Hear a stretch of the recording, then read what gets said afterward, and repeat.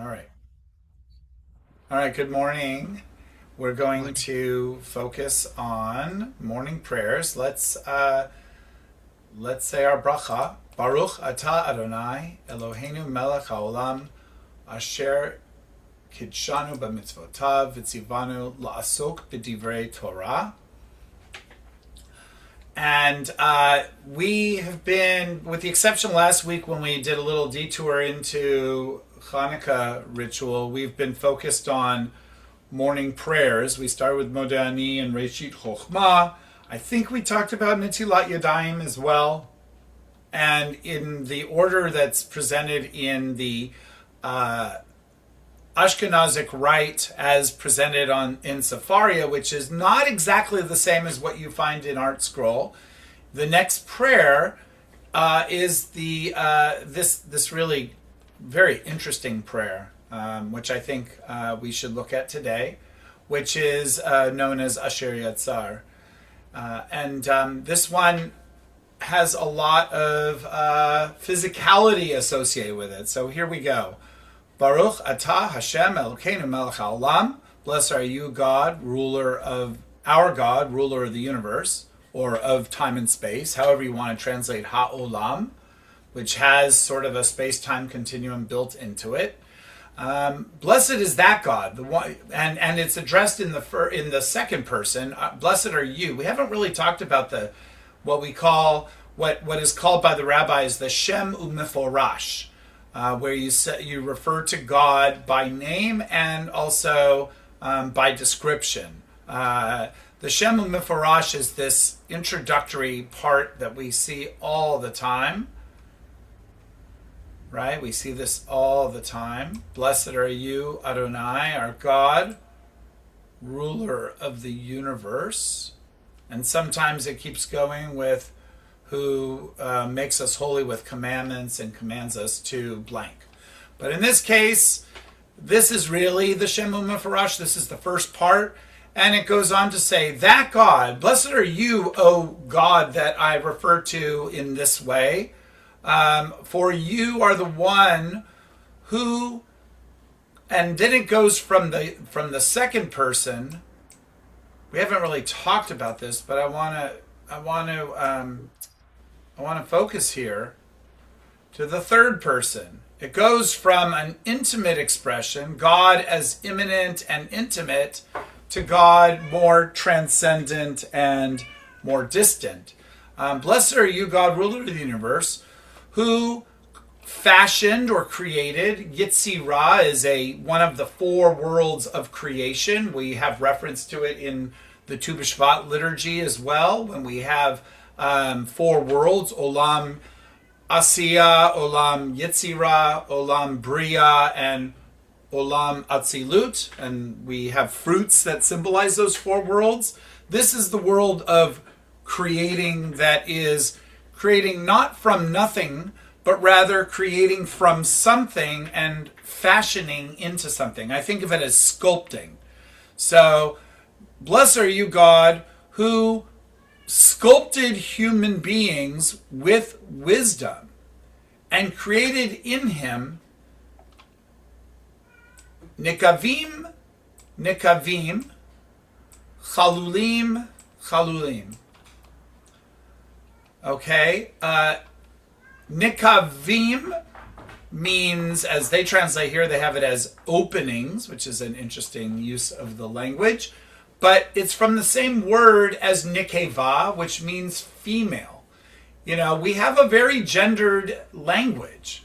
We have it in English as well as in Hebrew. In English, you talk about male versus female electrical parts, right? And male parts are protrusions and female are openings.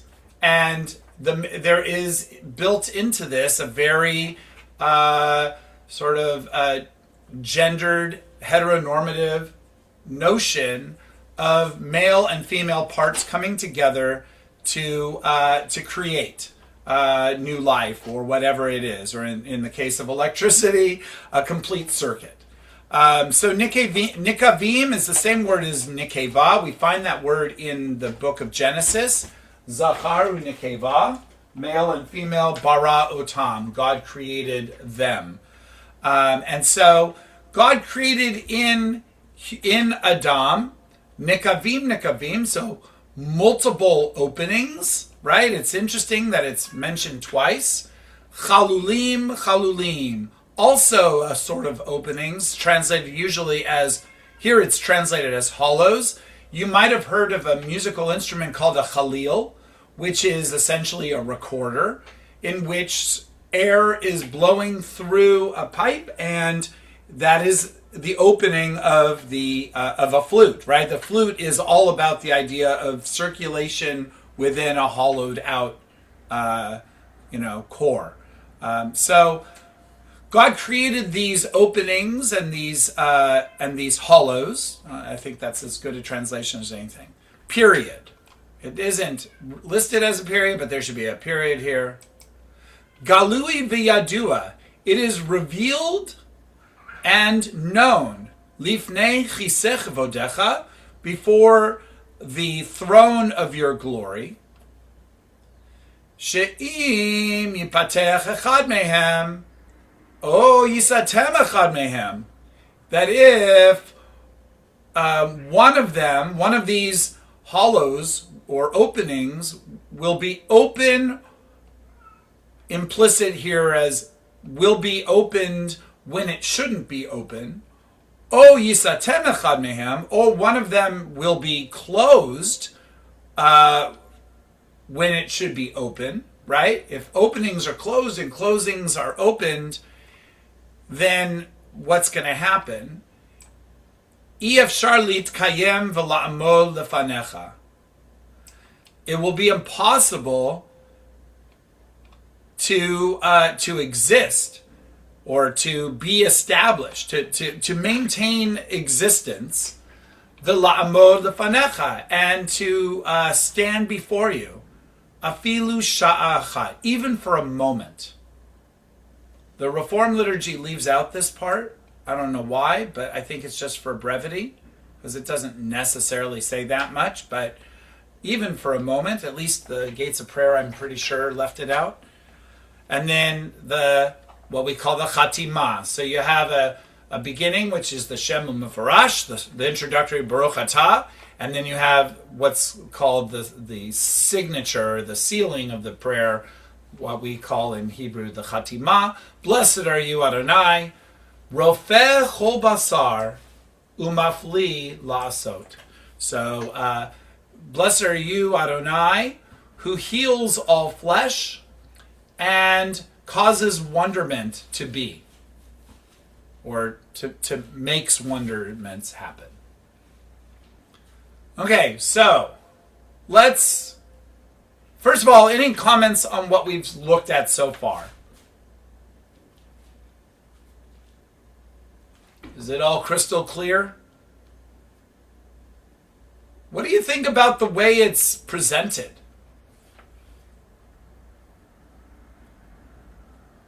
I think it's true that we will not do well if our different chambers and openings and I don't know, hollows, if you will, but the different blood vessels and all these things will, we all know what happens when you get a heart attack. Not a good deal. Oh yeah, it's miraculous that we're alive and things function on their own pretty much. And when they don't work on their own, then that's when most people will notice at that point. But for those of us that are appreciative and grateful when everything works, it's really wonderful.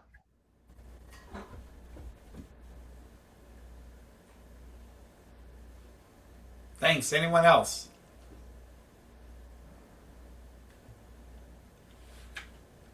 Okay, so I think I'm going to erase all this so that I can scoot around a little bit. Let's put it in the context. The thing we did right before it is wash hands. So what do you think this prayer might be referencing? We washed hands after we got up from being in bed. We woke up. We said, thank you for another day. And then we said, hand washing. And then we talk about openings and closings. In the simplest way, they're talking about being able to go to the bathroom. Right. Um, and it is, but I mean, it is a simple way to address the fact that our bodies are functioning. But yeah, the simplest thing to think about is that we're able to eliminate from our body the things we don't need. Right. So I think you said it well, Avital. There's sort of a two-tiered or two strata of intention here. One is the general sense of the way in which things are operating in our bodies in an autonomic way, and the other being very specific to the situation. So you mentioned elimination, right? So going to the bathroom, when people have difficulties with their bladder or with their intestines, things can go very awry, and that is a disaster. And so we have to be thankful that our autonomic system is essentially working. This element of autonomic, I think usually when people talk about the autonomic system, they're talking about blood moving in the body. But I don't know if that's a general term, but it certainly works here as well. Yes, Pamela. One of the things that I learned is that when you say the prayer over washing of the hands, you should in a observant home, you don't say that prayer when you are in the bathroom, because the prayer for the hands is really talking about making something holy, and the regard of doing it while it's in a bathroom is considered not the right attitude for making your hands holy. Correct. So then, but the next prayer is talking about recognizing that even though that is the case, that we need to be very grateful that our body works the way it does, even the Yes. things that aren't considered. So to me, it's like not a correction, but it's a balance to have this prayer right after you're making your hands holy. But let's be grateful for that our bodies work too. Definitely. And typically in Israel, in public restroom areas, you'll find a placard that has this prayer on it right outside. And so, it is definitely associated with that. Sylvia. So I'm just trying to fit this into life. So in a traditional home, people wake up, say Modeh, do their hand washing, and then they do all this stuff. And is this considered time bound? Because I'm trying to imagine our mom doing all this before she started, feeding all of us and all the running around and getting people ready. Is this a male tradition? I don't think it's a mitzvah. I don't think it's seen as a time bound one. It's a positive commandment to do this. De Rabbanan. It's not deoraita. It's not from the Torah, but it is a rabbinical performative act, but it really is dependent on your body and how your body works. So it is far less of a time-bound thing. It's a reaction to what's happening in the moment, right? Commands us regarding the taking up of hands. I do not think that this is time-bound. Let's see, is there even no, there's actually no reference here to it. There's a Jewish thought reference.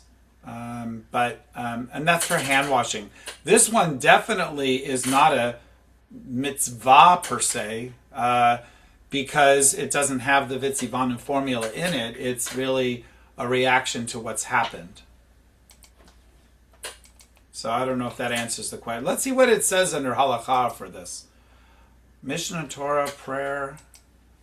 Oh, this is just in the Mishnah Torah. This is Rambam. That's interesting. Whenever one enters the toilet, before entering, he says, "Be honored, holy, honorable ones, servants of the Most High." Let's see what that is in Hebrew. Just really quickly. V'chol zman sheyikanes leveit hakiseh, when a person enters into the house of the throne, we know the throne in the toilet. One says, kodem sheyikanes, before he will enter. So before you go to the bathroom, you say, hit kabdu mechubadim kedoshim misharte elyon. I don't know anyone who actually does that, but this is what the Rambam suggests one do. And let's look at it back in English again. Be honored, holy, honorable ones, servants of the Most High. Help me, guard me, guard me. Wait for me until I enter and come out, as this is the way of humans. After he comes out, he says, "Blessed are you, Baruch atah Hashem, Asher Yatzar et Adam b'chokhmah," and created with him many openings and cavities. The mouth, nose, anus. Isn't that lovely? And then in terms of wisdom, there's a reference here discussing the wisdom of the creation of humanity. It is galui v'yaduas. This is basically the same language, that if one of them were to be blocked or one of them were to be opened, it would be impossible to exist for even one moment. And then it says here in Breshit Rabbah, unlike a man-made container which is unable to hold liquid when pierced by even the smallest pin, the body that God created is full of holes and cavities which open and close in a manner that allows a human being to continue to exist. And in the Tanchuma it says, Ashrei Yisrael, happy are you, Israel. A mitzvah was granted correspondent to each and every one of your limbs. The numerical value of chalulim is 248. I did not know that. The number of limbs in the human body and the number of positive commandments in the Torah, and also the number of words, by the way, in Ve'ahavta, if you add Adonai Elohechem Emet. And then, anyway, it closes out with these verses that it has a reference to. Okay, Pamela, I see your hand. Yeah, and just in context here, like the prayer for the washing of the hands and also Moda Ani is done in the home. But I believe that this prayer, as you referenced it as a reform, it can be repeated in the morning service. Yes, it usually is. Yes. Okay. All right. Yeah. So it talked about it being written or saying after you come out of the bathroom, but really I associate it with prayers that are said during the morning service. Yes. So it is definitely what you would say anytime you go to the restroom. It is not only in the morning. So in that sense, it's not really time bound either, because it's any time of day. And if you go to the bathroom multiple times, you could say it multiple times. But it is in the Siddur, in the morning prayer book. And let's take a closer look at what it's saying. Because I think we're talking about, primarily about bathroom usage, but it's implicitly not just that. It's also talking about blood, right? We know that gunshot wounds, people bleed out and die. We have all sorts of material in our bodies that are subject to coming out and the dangers that come with that. We also have examples of obstructions and, things that are not hollowed out, right? I had a heart attack. That's because of an occlusion in an artery, actually 3 arteries. And similarly, if one, is constipated, it can actually be a very dangerous thing. If your intestinal tract is, especially your large intestine, if that's problematic, you can have horrible things happen, and sepsis is probably connected to that. So we have this very specific notion, and then we have a very and I want to emphasize this because of what's coming next in our studies. It is both particular and general, this prayer. And it's kind of interesting because it's kind of a language of like, almost like we're making an argument with God about why God should continue to have our bodies work. So we're both acknowledging the greatness of our bodies working, but we also seem to be giving an argument to God where we are sort of having a discussion with God about why this is merited, because it is revealed and known before your holy, your honorable throne, that if one of them happens to open or close when it shouldn't, it'll be impossible for us to serve you, God. We won't be able to stand before you. We're going to die, and then you have less people who are committed to you in this world. It's kind of a chutzpahdik expression of why God should keep having our bodies work in the best possible way. So it's a very interesting prayer. I happen to find it very endearing. You know, it's a little bit Baphomet humor, but anyone, especially as we get older, it's less Baphomet humor, and it's like really like we take for granted when we're younger how well our bodies work. And as we get older and things don't work as well, then we start to think more about this. So it's kind of in a way, a very mature prayer, if you ask me. Any other thoughts on this? I think we've talked it through pretty strongly. And then we're close to the half hour. The next prayer is a shift in focus, so I don't think we should go there just yet. I would suggest, why don't we look at this, Olat Re'iyah. This is a Rabbi Tzvi, what's his name? Tzvi, it's the son of Rav Kook. He says, it is real and known before your throne of glory that if one of them were ruptured or one of them were blocked, it would be impossible to exist. Da, da, da.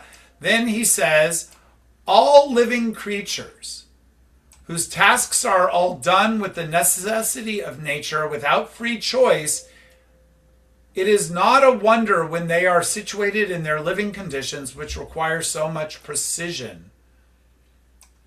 Because thus is nature in its entirety, which operates within its laws with the purpose of precision. However, the great wonder is regarding man, that his free choice affixes the seal of self-will on his life, and therefore the natural laws do not maintain within him so much their tasks. And nevertheless, in regards to the matter of maintaining life, the Creator did not grant man's free will any power to dissuade the fundamental processes from their paths. So, in other words, God gives human beings free will, except when it comes to how our bodies work, i.e., we have an autonomic bodily system that does not have free will. We actually have rules and structures that are built into human nature. We're not an AI-generated thing that can just be whatever we want to be. We have rules for how we operate. And since it is known before his throne of glory that if the laws of life and their nature would not be precise enough to act upon man, his natural life could not stand. Therefore, God negated the power of will and freedom of choice from control in the natural animalistic life. And God did not give man control over closing and opening his body's organs, which are impressed in the nature of physical work of life, since that if they were to change the natural ways from their foundational laws, a person could not live and subsist for even a short while with the destruction of the stability of nature with its control over the body. So, in other words, God's divine design here, the intelligent design, to use a buzz phrase, of human beings includes appropriate use of free will and not total free will. Our physicality is intentionally not completely free. So Any last thoughts before we close it out? Thank you very Sure, much. I do. I'm sorry. Oh, Oh, go ahead. yeah, the autonomic system is, I mean, the reality is, even with all the education and all the research, medical and everything like that, we have no idea how the brain works. They've come up with a couple little things here and there on the brain, but I kind of feel, that's the spark of God in all people, basically the autonomic system, making everything work within us, and we have no idea how it works. And it's just phenomenal, and it's really neat. And there we go. If we want to give praise, that's a good thing. It makes us grateful and humbles us. That's my 2 cents. Thank you. Any other last thoughts? Okay. All right. Well, thank you, everyone. Thank you. Have a Thank good you. one. See you Happy all on soon. Hanukkah. Yes. Well, it's over now. Thank you. I Bye-bye. said un Hanukkah. Oh, I'm Hanukkah. Yes. Okay.